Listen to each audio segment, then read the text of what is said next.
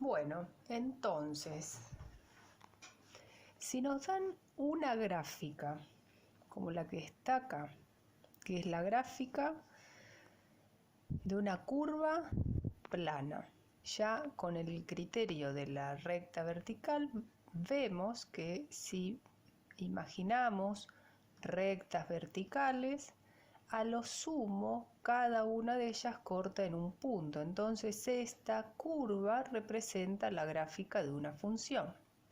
Vimos que una función queda definida por un dominio, una ley y un codominio. ¿Cómo determinaríamos de la gráfica, esta que está acá, el dominio? ¿Qué hacemos?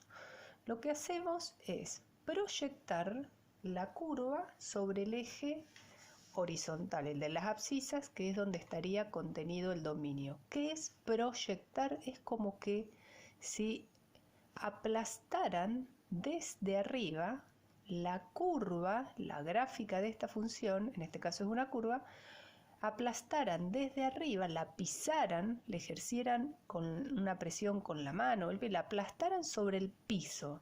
Es como cuando ustedes tienen una lata de gaseosa que es cilíndrica. Si la pisan y la aplastan contra el piso, va a quedar con forma circular. Acá si aplastamos y pisamos esta curva sobre el eje horizontal, el de las abscisas, vamos a ver que va a quedar en este ejemplo un intervalo, el que aparece acá en rojo, ¿sí? ¿Qué intervalo es este? Es el intervalo 1, 5, ¿sí? Ese intervalo que quedó ahí, el 1, 5, es el dominio de la función f. ¿Por qué el intervalo es cerrado en 1 y cerrado en 5? Barre con todos los números desde 1, todos los números hasta 5. Porque por convención, cuando graficamos una curva y marcamos, nunca podemos hacer la curva completa si fuera, por ejemplo, ya sabemos que una recta es un conjunto infinito de puntos, nunca podemos hacerla toda completa, pero por convención, si el tramo que hacemos en el papel, en la hoja, hacemos un tramo y le ponemos un puntito negro relleno, quiere decir que la curva comienza ahí o llega hasta ahí, como en este caso, comienza en el punto 1, 2 e incluye la curva el punto 1, 2.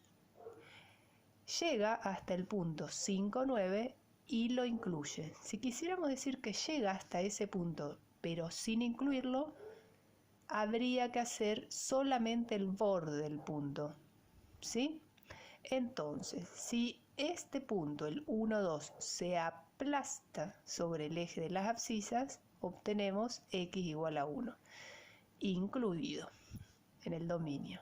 Si aplastamos el punto 5, 9 sobre el eje de las abscisas, queda incluido el 5. De ahí que ponemos corchetes para indicar que tanto el 1 como el 5 forman parte del dominio, son elementos del dominio. Entonces ya tenemos el dominio de la función f. Faltaría el codominio, pero como vimos al principio, el codominio lo podemos elegir haciéndolo coincidir con el conjunto imagen, que es el menor codominio posible. ¿Cómo determinamos el conjunto imagen de una función? Es un procedimiento similar al que vimos para determinar el dominio, pero ejerciendo una presión desde el lateral. Es decir, aplastamos la gráfica de la función sobre el eje de las ordenadas, sobre el eje vertical. Esa proyección genera en este caso un intervalo sobre el eje Y, el de las ordenadas. Ese sería el conjunto imagen. Son los valores que barren las I's. En este caso, en este ejemplo, barrería desde el 2, incluido, por el mismo motivo que dijimos antes, todos los valores hasta el 9.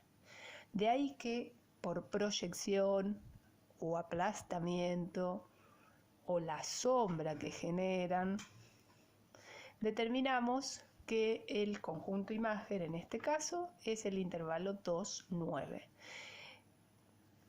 que lo hacemos coincidir el codominio con el conjunto imagen. Entonces ya tendríamos dominio, codominio de la función, nos falta la ley.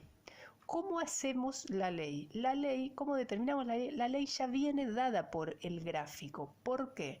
Porque tomamos cualquier valor del dominio, cualquiera, en el intervalo 1, 5, sobre el eje de las abscisas. De la gráfica ya nos está diciendo cuál es el valor que le asignamos a ese valor arbitrario del dominio, cualquier valor del dominio.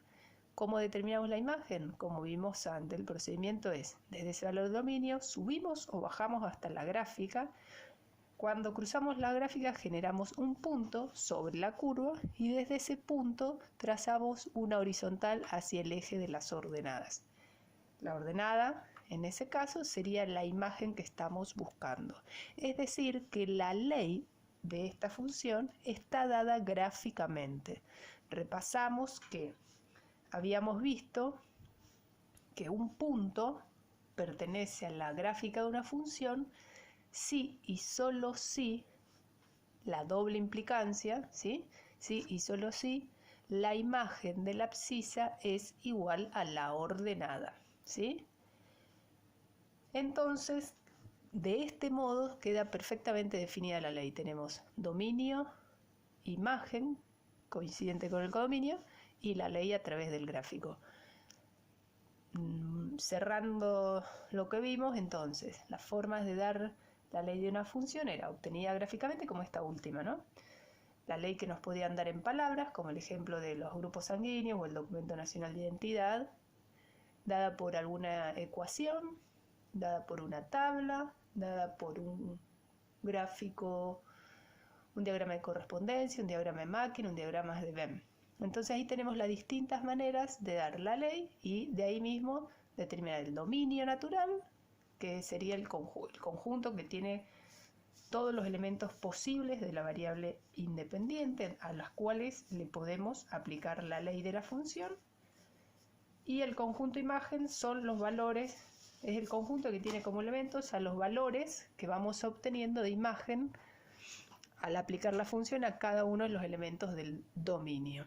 Y el codominio es cualquier conjunto de llegada que abarque al conjunto imagen.